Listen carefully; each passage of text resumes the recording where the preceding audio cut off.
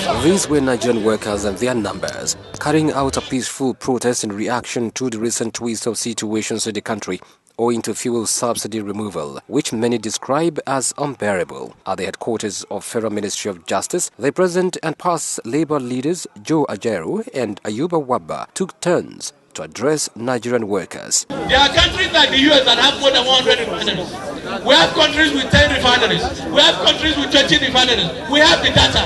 What is then wrong with us?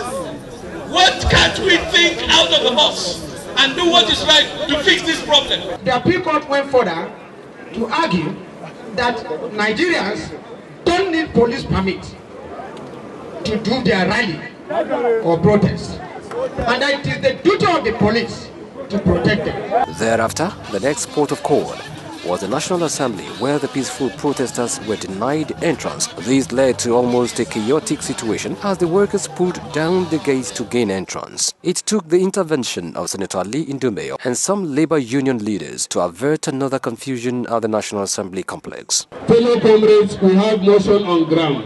The Senate is going to be involved. Please give us 1 week and we will report progress.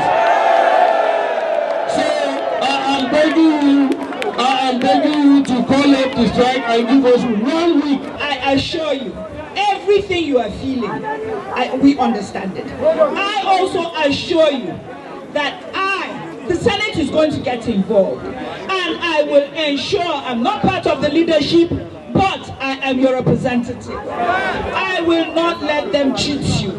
Speaking to ITV News crew, some labor union leaders described recent government policies as tough on the citizens. We are not against removal of the subsidy quite well. We have been clamoring for that for years quite well. But what we are saying is that there should be a process.